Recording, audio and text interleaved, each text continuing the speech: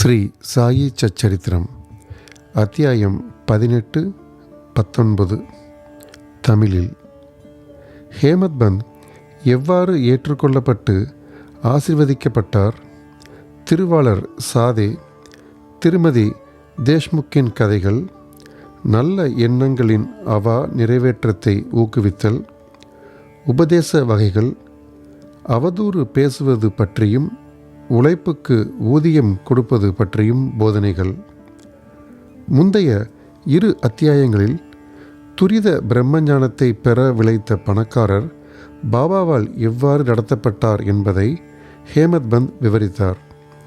இந்த 2 அத்தியாயங்களிலும் அவர் தாமே பாபாவால் எவ்வாறு ஏற்கப்பட்டு ஆசீர்வதிக்கப்பட்டார் எனவும், எங்கனம் நல்ல எண்ணங்களை பாபா ஊக்குவித்து அவைகளை பலனளிக்கச் செய்தார் எனவும் விவரித்து, ஆன்மீக முன்னேற்றத்தை பற்றியும் அவதூறு பேசுவது குறித்தும் உழைப்பிற்குரிய ஊதியத்தை பற்றியும் உள்ள பாபாவின் போதனைகளையும் அளிக்கிறார்.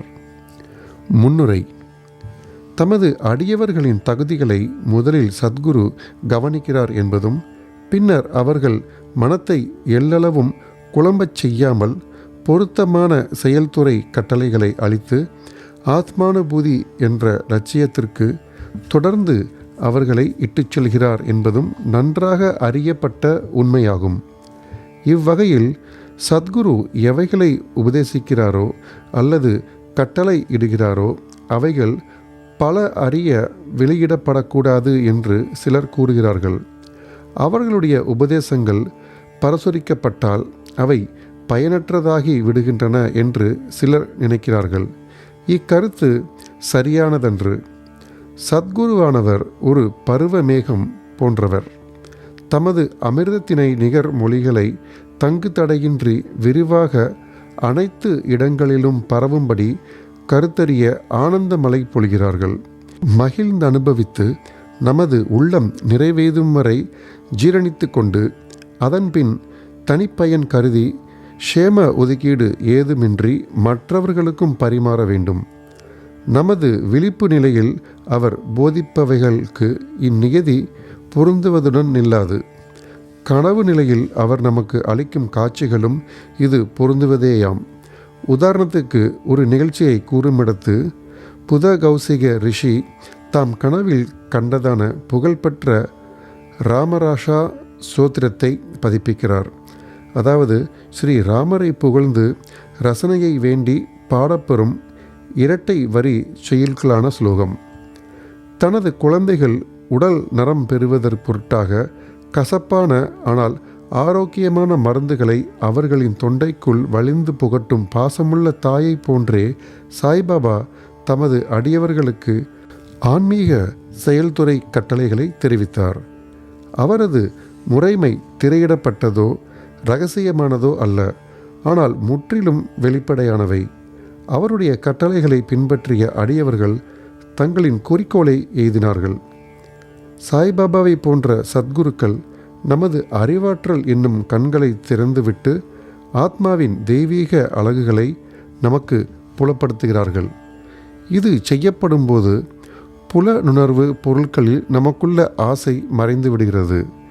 விவேகம் அதாவது பகுத்துணர்தல், வைராக்கியம் அதாவது பற்றற்றுதல் என்னும் இரட்டை கனிகள் நமது கைகளுக்கு கிட்டுகின்றன.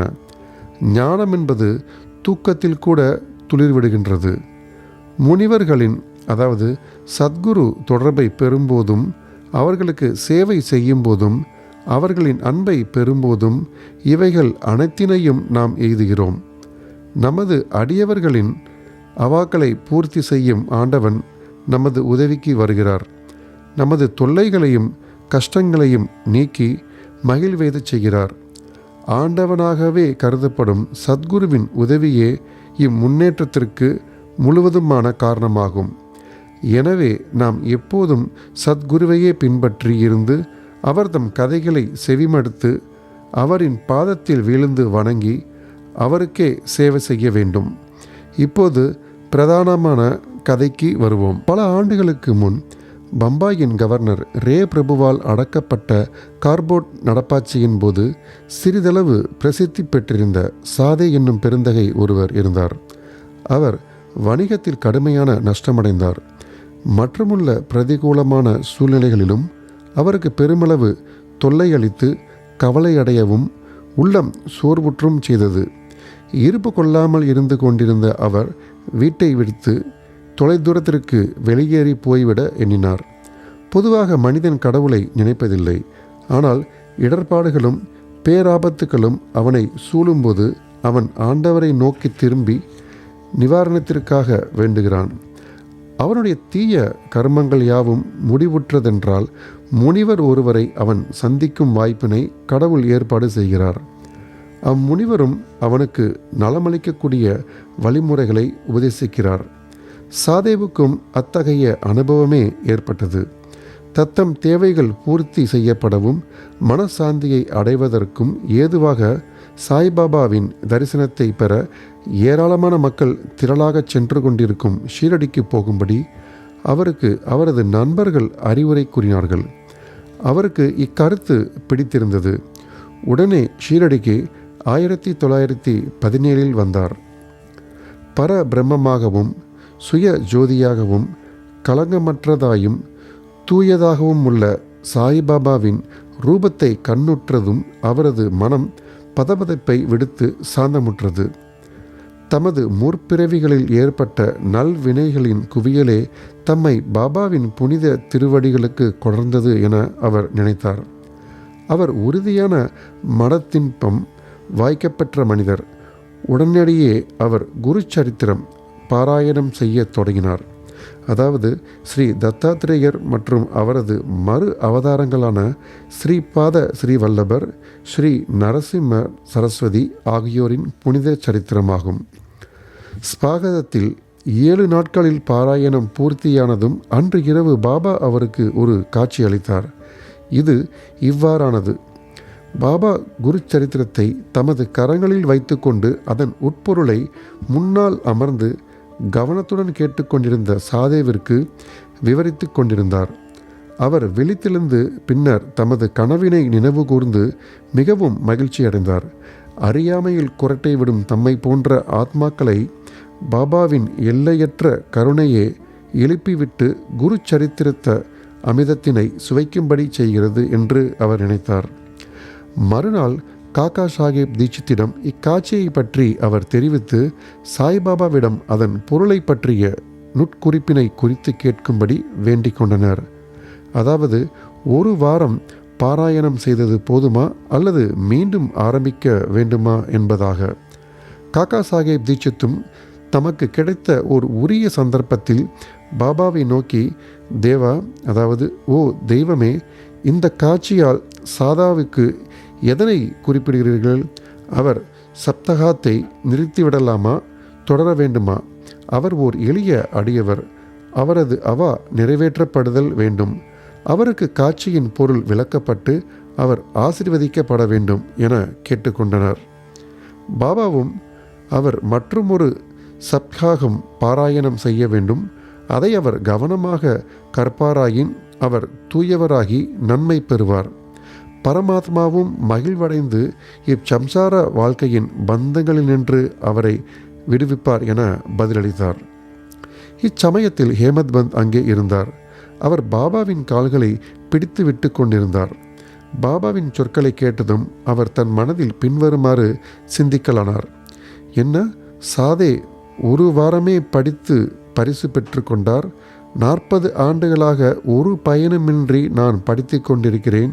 இந்த இடத்தில் அவரது 7 நாள் வாசம் பலனளிக்க நேரிட்டு எனது 7 வருட வாசம், அதாவது 1910 முதல் 1917 பலனேதுமின்றி போகின்றது.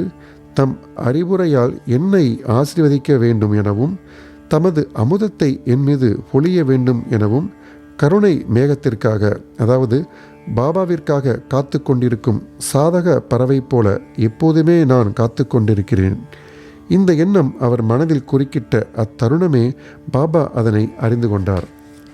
பாபா பக்தர்களின் எல்லா எண்ணங்களையும் படித்து புரிந்து கொண்டு தீய எண்ணங்களை கீழடக்கி நல்ல எண்ணங்களை ஊக்குவித்தார் என்பது அடியவர்களின் அனுபவமாகும்.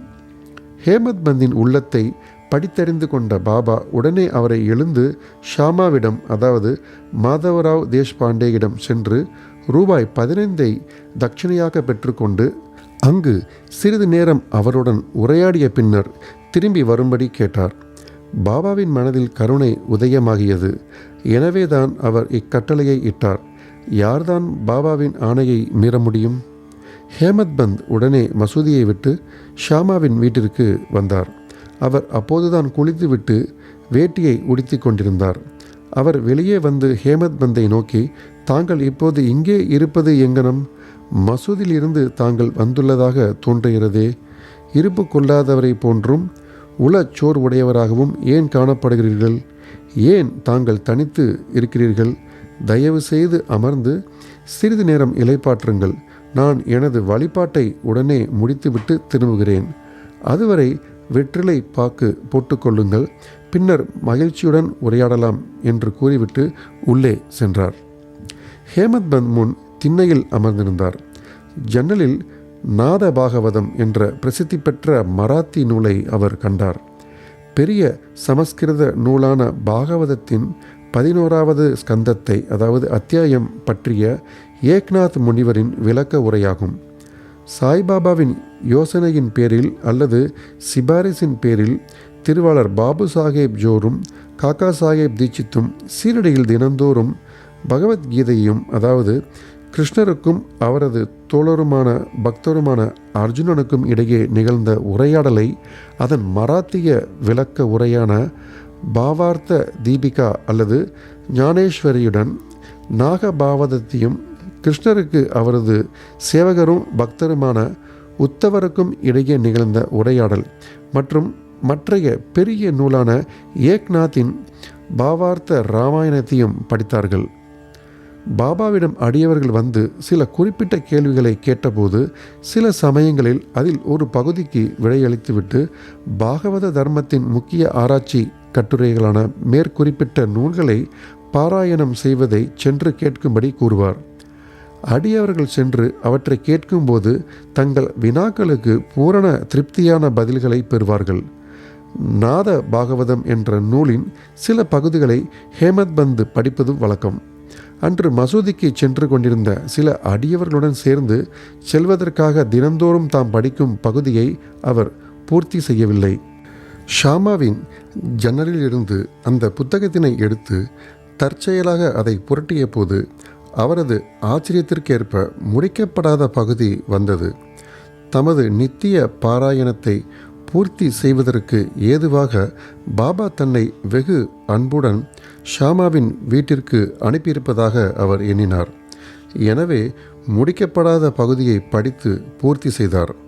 இது முடிவடைந்த உடனேயே ஷாமா வழிபாட்டை முடித்துவிட்டு வந்தார். அவர்களிடையே பின்வரும் உரையாடல் நிகழ்ந்தது.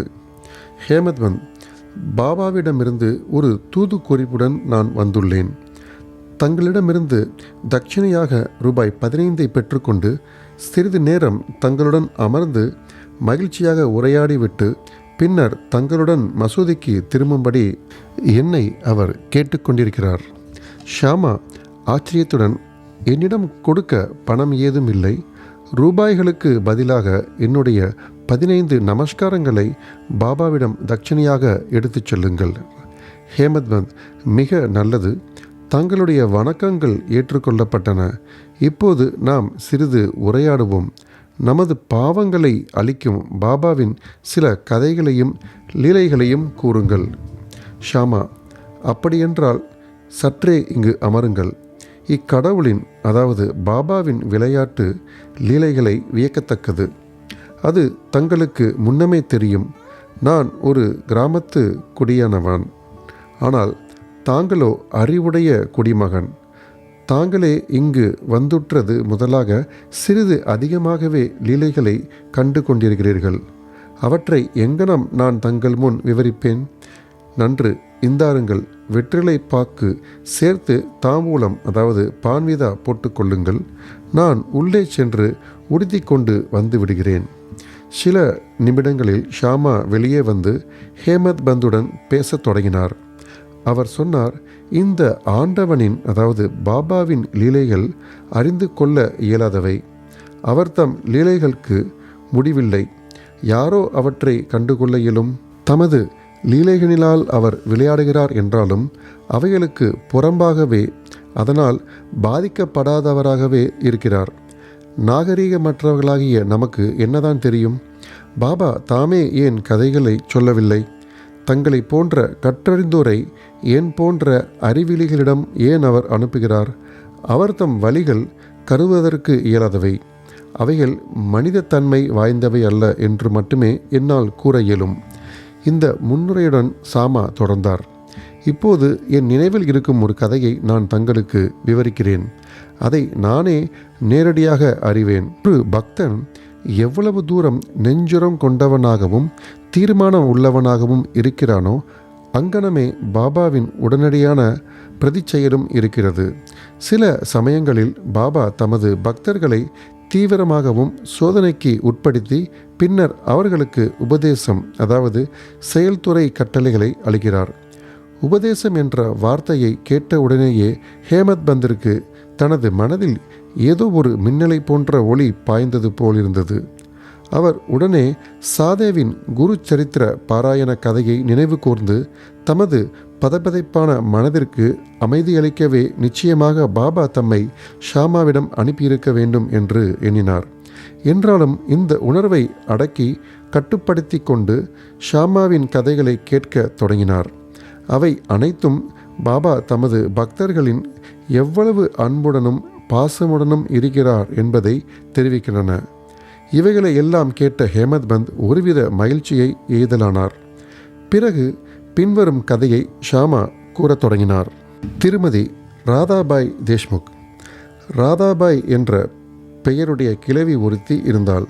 அவள் காஷாபா தேஷ்முக் என்பவரின் தாயாராவாள். பாபாவின் புகழை கேள்விப்பட்டு சங்கம்நேர் நகர மக்களுடன் அவள் ஷிரடிக்கு வந்தாள். பாபாவின் தரிசனத்தை பெற்று மிகவும் திருப்தி அடைந்தாள். பாபாவை மிகவும் உள்ளார்ந்த அன்புடன் அவள் நேசித்தாள். தான் பாபாவை குருவாக ஏற்றுக்கொண்டு அவரிடமிருந்து ஏதேனும் உபதேசம் பெற வேண்டும் என்று தீர்மானித்தாள். அதை தவிர அவளுக்கு வேறு ஒன்றும் தெரியாது. பாபா அவளை ஏற்றுக்கொண்டு மந்திரமோ உபதேசமோ அளிக்காத வரையில் தான் சாகும் வரை உண்ணாவிரதம் இருக்கப் போவதாக உறுதி பூண்டாள். தனது இருப்பிடத்தில் தங்கி 3 நாட்களாக உணவையும் நீரையும் விட்டொழித்தாள்.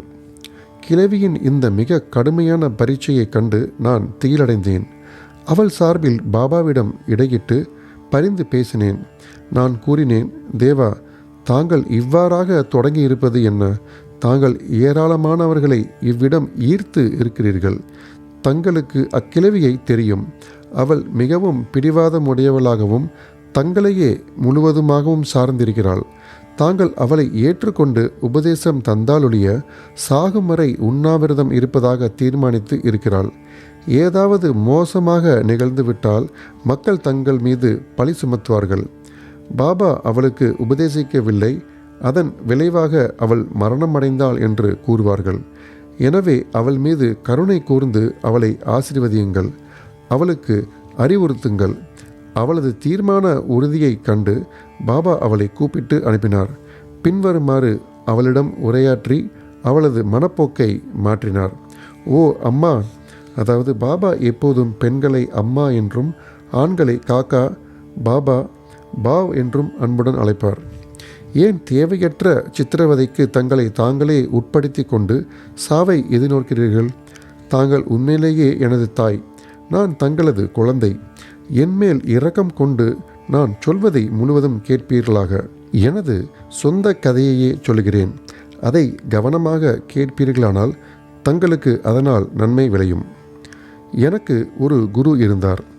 அவர் ஒரு மாபெரும் முனிவர், மிக்க கருணை உள்ளவர். நான் அவருக்கு நெடுங்காலம் சேவை செய்தேன். பன்னெடுங்காலம் எனினும் அவர் என் காதுகளில் எவ்வித மந்திரத்தையும் ஓதவில்லை. அவரை ஒருபோதும் விட்டு பிரியாமல் இருக்கவும், அவருடனேயே தங்கியிருந்து அவருக்கு சேவை செய்யவும், எப்பாடுபட்டாவது அவரிடமிருந்து சிறிது உபதேசம் பெறவும் எனக்கு கூரிய ஆர்வம் இருந்தது. ஆனால் அவருக்கு தமக்கே உரிய வழிமுறை இருந்தது. அவர் என் தலையை மொட்டையடிக்கச் செய்து 2 பைசாக்களை தட்சணையாக கேட்டார். நான் அவைகளை உடனே அளித்தேன். எனது குரு முழு நிறைவானவராய் இருப்பதால் அவர் ஏன் பணத்தை கேட்க வேண்டும்? அப்படியாயின் அவரை எங்கனம் பற்றற்றவர் என்று கூற இயலும் என்று தாங்கள் கேட்பீர்கள் என்றால், காசுகளை அவர் லட்சியம் செய்யவில்லை என்று நான் ஒளிவு மறைவின்றி பதில் கூறுவேன். அவைகளை கொண்டு அவருக்கு ஆக வேண்டியது என்ன? அவர் தம் 2 பைசாக்களானவை, ஒன்று உறுதியான நம்பிக்கை, அதாவது நிஷ்டா, 2வது பொறுமை அல்லது விடாமுயற்சி, அதாவது சபூரி. இந்த 2 பைசாக்களை நான் அவருக்கு அளித்தேன். அவர் பெரிதும் மனம் மகிழ்ந்தார். எனது குருவிடம் தஞ்சமாக நான் 12 ஆண்டுகள் இருந்தேன். அவர் என்னை வளர்த்தார். உணவுக்கும் உடைக்கும் பஞ்சமில்லை. அவர் முழுமையும் அன்புடையவராக இருந்தார். ஆம், அவர் அன்பின் அவதாரமே ஆவார். எங்கனம் நான் அதை விவரிக்க இயலும்? அவர் என்னை மிக மிக அதிகமாக விரும்பினார். அவரை போன்ற குரு அபூர்வம். நான் அவரை நோக்கும்போது ஆழ்ந்த தியானத்தில் இருப்பதாக காணப்பட்டார்.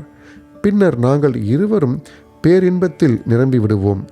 இரவும் பகலும் நான் பசி தாகத்தை மறந்து அவரையே ஆழ்ந்து நேசித்து கொண்டிருப்பேன். அவரின்றி நான் இருப்பு கொள்ளாதவன் ஆனேன்.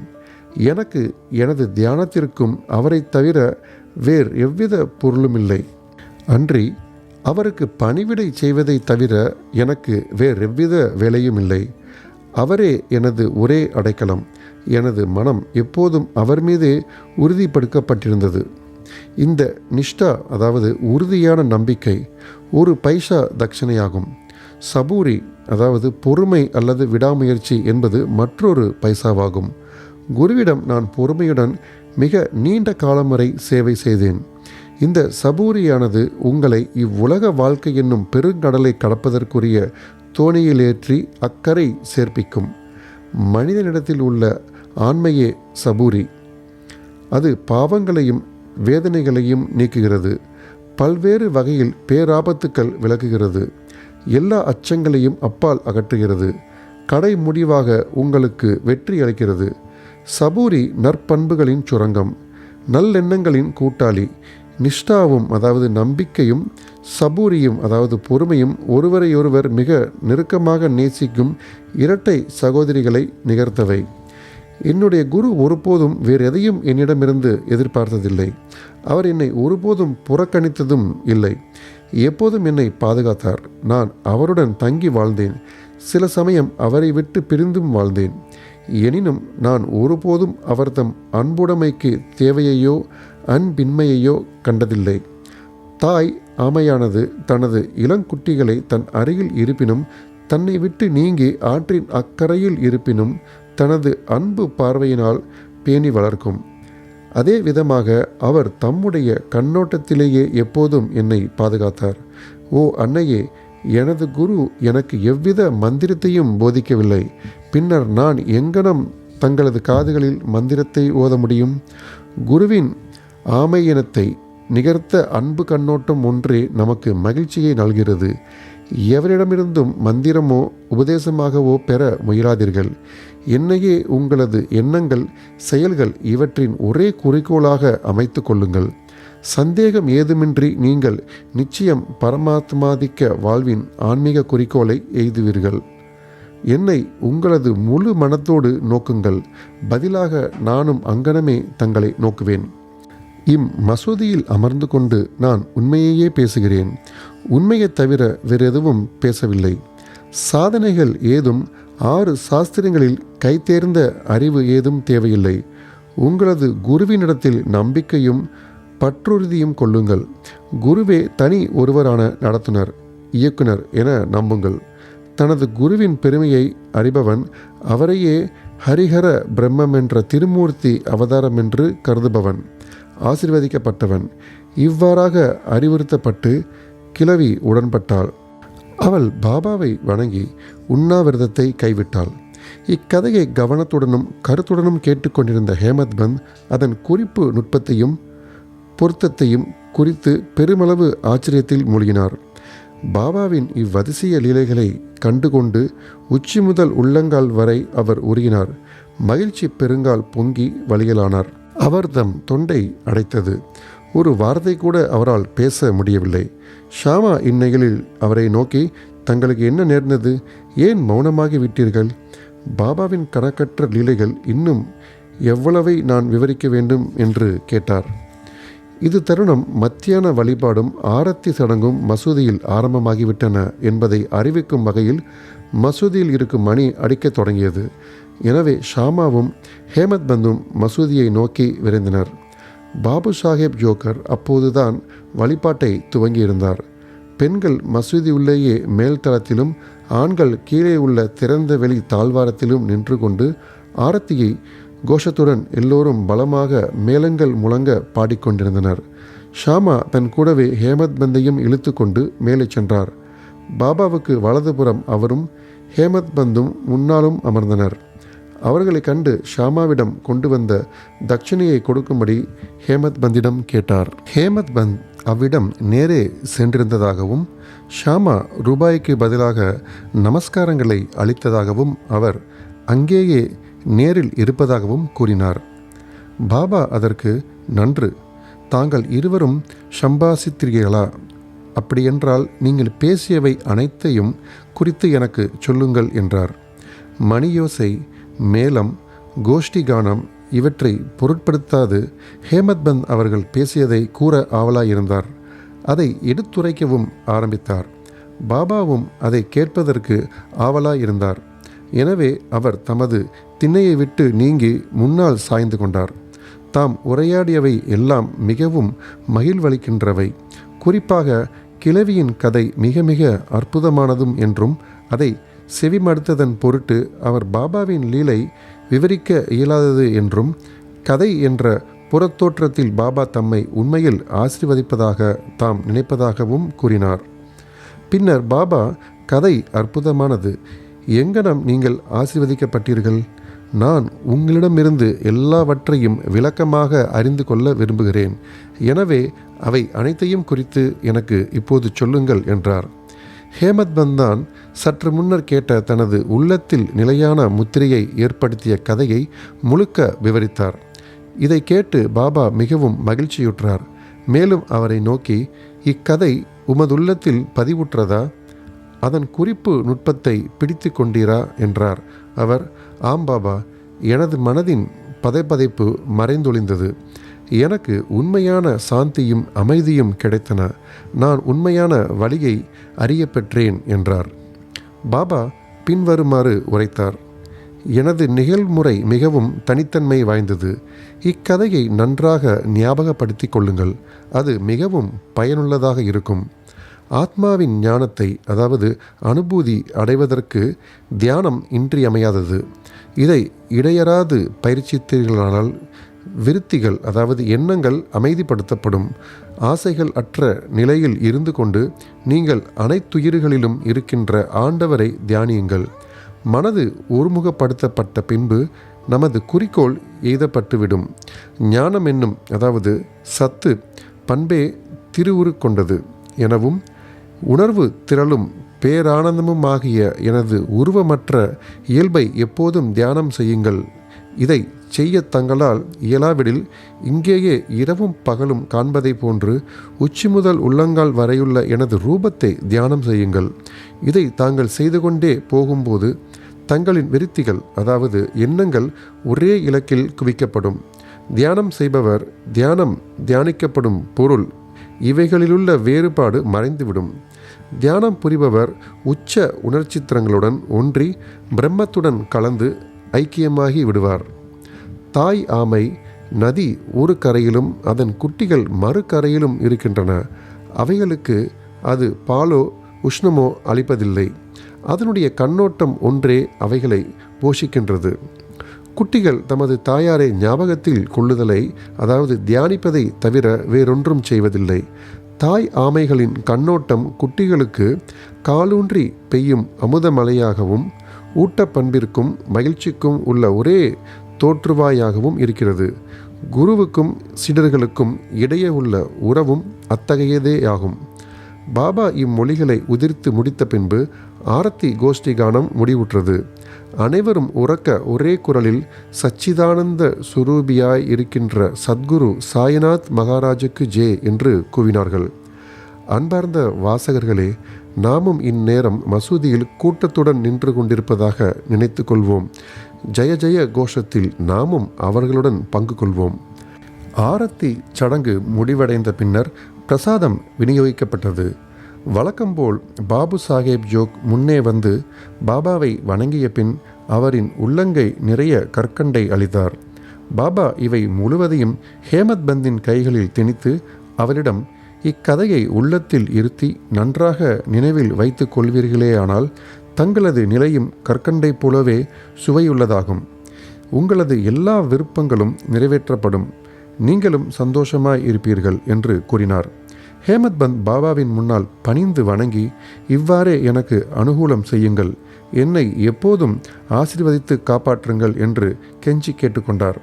பாபா அதற்கு, இக்கதையை கேட்டு அதனை குறித்து தியானித்து அதன் மெய்கருத்தை ஜீரணித்து கொள்ளுங்கள். அப்போது உங்களிடத்திலிருந்து தாமே உருவெளிப்படுத்தி காட்டுகின்ற ஆண்டவரை எப்போதும் ஞாபகமூட்டி தியானித்து கொண்டிருப்பீர்கள் என்று பதிலளித்தார். அன்பான பக்தர்களே, அப்போது ஹேமத் பந்த் கற்கண்டு பிரசாதத்தை பெற்றார். நாமும் இப்போது கற்கண்டு பிரசாதம் அல்லது இக்கதையின் அமிர்தத்தை பெறுவோம். அதை நம் உல நிறைவுடையும் வரை பருகுவோம். அதை தியானிப்போம், அதை ஜீரணித்து கொள்வோம். பாபாவின் அருளினால் வலிமையுடனும் மகிழ்ச்சியுடனும் இருப்போம். ஆமென். 19வது அத்தியாயத்தின் இறுதியில் ஹேமத் பந்த் மற்றும் சில விஷயங்களை பற்றி கூறியிருக்கிறார். அவைகள் கீழே தரப்பட்டுள்ளன. நமது குணத்தை பற்றி பாபாவின் அறிவுரை. பின்வரும் பாபாவின் மொழிகள் பொதுவானவை, விலை மதிக்க முடியாதவை. அவைகள் மனதில் இருத்தப்பட்டு அதற்கேற்ப செயல்படுத்தப்பட்டால் எப்போதும் உங்களுக்கு நன்மை அளிக்கும். ஏதேனும் உறவோ தொடர்போ இல்லாவிடில் ஒருவரும் எங்கும் செல்லுவதில்லை. ஏதேனும் ஜீவராசிகளோ மனிதர்களோ உங்களிடம் வர நேர்ந்தால் அவர்களை பின்பற்றி விரட்டிவிட வேண்டாம். அவர்களை நன்றாக வரவேற்று உரிய மரியாதையுடன் நடத்துங்கள். தாகமாக இருப்போருக்கு தண்ணீர் கொடுத்த போதும், பசியாய் இருப்போருக்கு உணவு அளித்த போதும், ஆடையற்றவர்களுக்கு ஆடை அளித்த போதும், உட்காருவதற்கு இளைப்பாற்றுவதற்கு உங்களது திண்ணையை மற்றவருக்கு அளித்த போதும் ஸ்ரீஹரி நிச்சயம் மகிழ்வெய்துகிறார். யாராவது உங்களிடம் பணம் கேட்டு உங்களுக்கு கொடுக்க மனதில்லாமல் இருந்தால் கொடுக்காதீர்கள். ஆனால் அவரை பார்த்து நாயை போன்று குறைக்க வேண்டாம். யாரேனும் நூற்றுக்கணக்கான விஷயங்களை உங்களுக்கு எதிராக கூறட்டும், ஆனால் கசப்பாக எவ்விதத்திலும் அவர்களுக்கு பதில் அளிக்கும்படியாக சீற்றங்கொள்ளாதீர்கள். இவ்வாறான விஷயங்களை எப்போதும் சகித்து கொண்டிருப்பீர்களே ஆனால் நீங்கள் நிச்சயம் மகிழ்ச்சி அடைவீர்கள். உலகம் தலைகீழாக மாறட்டும், நீங்கள் இருந்த இடத்திலேயே இருங்கள். உங்கள் இருப்பிடத்தில் நின்று கொண்டோ வசித்து கொண்டோ அனைத்து விஷயங்களையும் உங்களால் முன்னால் கடந்து செல்லும் காட்சியாக அமைதியுடன் பார்த்து கொண்டிருப்பீர்களாக. உங்களிடமிருந்து என்னை பிரிக்கும் வேற்றுமை சுவரை இடித்து விடுங்கள்.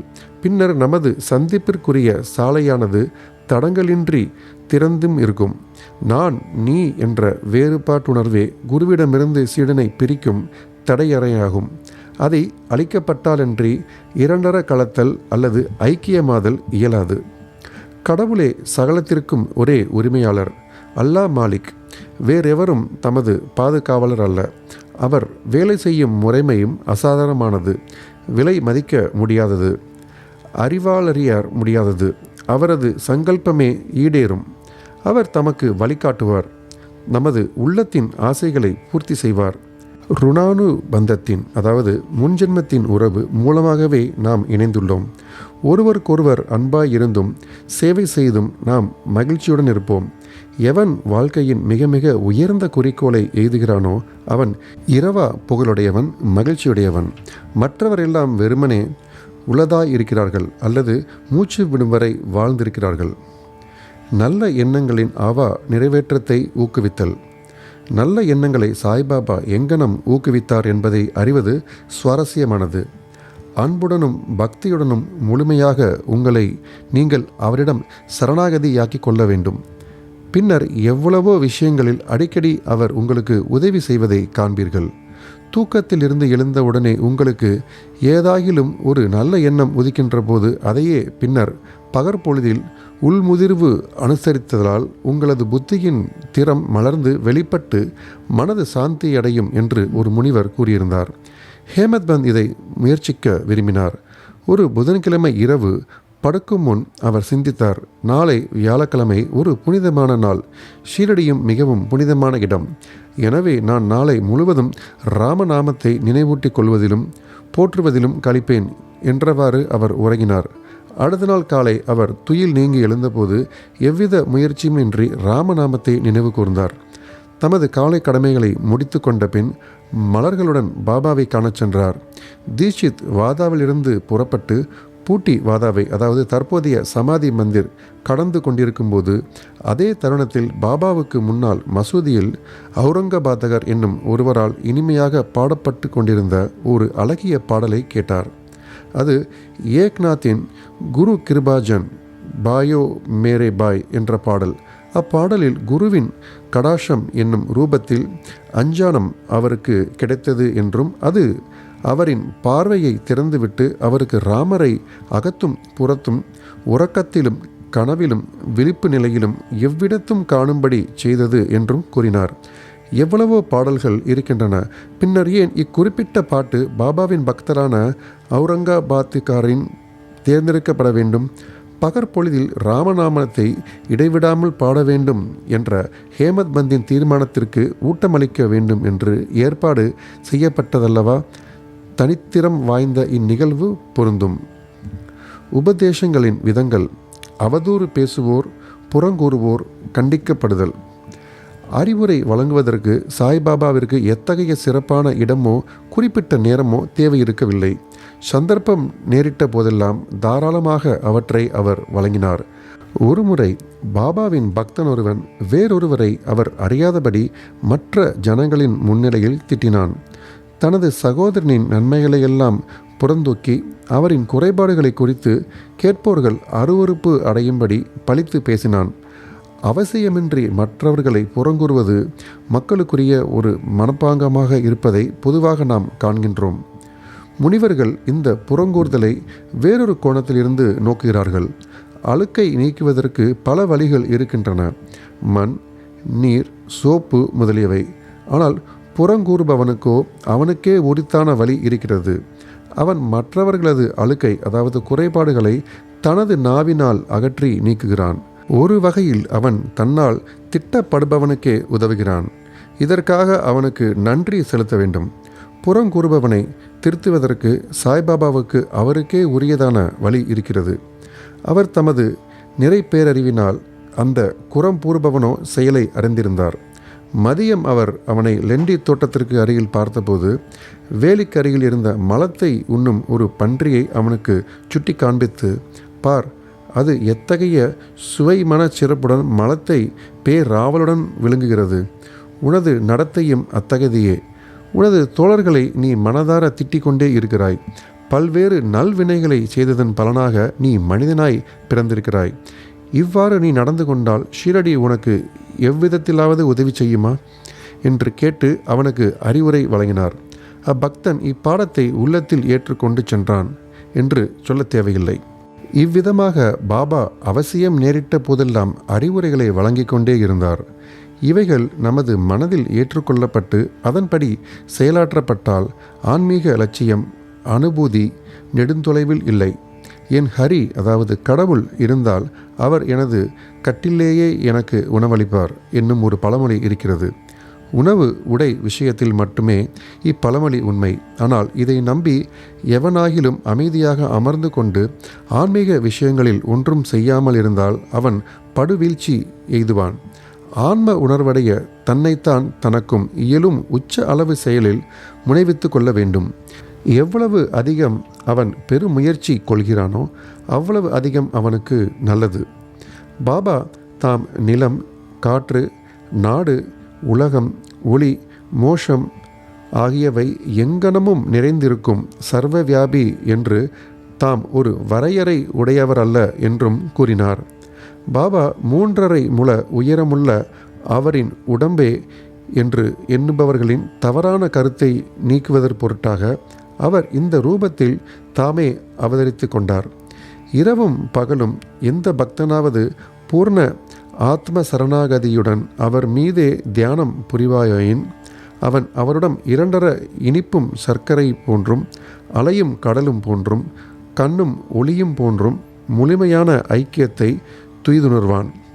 பிறப்பு இறப்பு என்னும் சுழலை ஒழித்து அமைதியுற வேண்டியவன் நேர்மையான வாழ்க்கையை நடத்த வேண்டும். அமைதியாக கட்டுப்பட்டு மனதுடன் இருக்க வேண்டும். யாரையும் புண்படுத்தும்படியாக வெடுக்கென்று பேசக்கூடாது. எப்போதும் நல்வினைகளில் தன்னை ஈடுபடுத்தி கொள்ள வேண்டும். தனது கடமைகளை செய்ய வேண்டும்.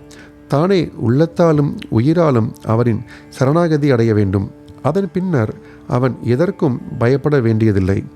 அவரையே முழுமையாக நம்புபவனும் அவர் தம் லீலைகளை கேட்டு அதையே விவரமாக எடுத்து கூறுபவனும் வேறெதை பற்றியும் சிந்திக்காதவனும் ஆத்மானுபூதியை அடைவது உறுதி. பாபா தமது பெயரையே நினைவில் வைக்கும்படியும் தம்மிடமே சரணாகதி அடையும்படியும் பலரை கேட்டுக்கொண்டார். ஆனால் தாங்கள் யார், அதாவது நான் யார் என்ற விசாரணை என்று அறிய விரும்பியவர்களுக்கு சரணத்தையும், அதாவது கற்றல், மனனத்தையும், அதாவது தியானம் அறிவுறுத்தினார். சிலரை கடவுள் பெயரை நினைவில் வைத்து கொள்ளும்படியும், சிலரை அவரது லீலைகளை கேட்டு கொண்டிருக்கும்படியும், சிலரை தமது பாத பூஜை செய்யும்படியும், சிலரை அத்தியாயம், ராமாயணம், ஞானேஸ்வரி மற்றும் பிற திருமுறை நூல்களை படிக்கும்படியும் அறிவுறுத்தினார். சிலரை தமது பாதத்தடியில் அமரும்படியும் இருத்தி வைத்தார். சிலரை கண்டோபா கோவிலுக்கு அனுப்பினார். சிலரை விஷ்ணுவின் 1000 நாமங்களை ஜபம் செய்யும்படியும் மற்றும் சிலரை சாந்தோக்கிய உபநிஷம் கீதையை கற்கும்படியாகவும் கூறினார். அவர்தம் உபதேசங்களுக்கு எவ்வித வரையறையோ கட்டுப்பாடோ கிடையாது. சிலருக்கு அதை நேரடியாகவே கொடுத்தார் மற்றும் சிலருக்கு கனவில் காட்சிகள் மூலம் அளித்தார். குடிப்பழக்கத்துக்கும் அடிமையாய் இருந்த ஒருவரின் கனவில் தோன்றி அவரது மார்பில் உட்கார்ந்து அழுத்தி மதுவை தொடுவதில்லை என்று அவர் சத்தியம் செய்து கொடுத்த பின்பு அவரை விட்டகன்றார். சிலருக்கு கனவில் குரு பிரம்மா, குரு விஷ்ணு போன்ற மந்திரங்களை விளக்கினார். ஹடயோகம் பழகிக்கொண்டிருந்த பக்தர் ஒருவருக்கு ஹடயோக பயிற்சிகளை நிறுத்தி கொள்ள வேண்டும் என்றும் அமைதியுடனும் அமர்ந்து பொறுமையாய், அதாவது சபூரி இருக்க வேண்டும் என்றும் சொல்லி அனுப்பினார். அவரது எல்லா வழிகளையும் செயல்முறைகளையும் விவரிக்க இயலாது. சாதாரண உலக விவகாரங்களில் தமது செயல்களால் முன் உதாரணங்களை அமைத்தார். அவைகளில் ஒன்று கீழே தரப்பட்டிருக்கின்றது. உழைப்புக்கு கூலி. ஒரு நாள் மத்தியான வேளையில் ராதாகிருஷ்ண மாயின் வீட்டிற்கு அருகில் பாபா வந்து எனக்கு ஒரு ஏணி கொண்டு வாருங்கள் என்று கூறினார். சிலர் அதை கொண்டு வந்து பாபா குறிப்பிட்டபடி அதை ஒரு வீட்டுச் சுவரில் சாய்த்து வைத்தனர். வாமன் கோந்த்கருடைய வீட்டின் கூரையின் மீது ஏறி ராதாகிருஷ்ண மாயின் கூரையின் மீது நடந்து சென்று மற்றொரு மூலையில் இருந்து கீழே இறங்கினார். பாபா எந்த குறிக்கோளுடன் இருந்தார் என்பதை ஒருவரும் அறிய இயலவில்லை. மலேரியா காய்ச்சலால் ராதாகிருஷ்ண மாயி நடுங்கிக் கொண்டிருந்தாள். அதை ஓட்டி விரட்டுவதன் பொருட்டு அவர் மேலே ஏறியிருக்கலாம்.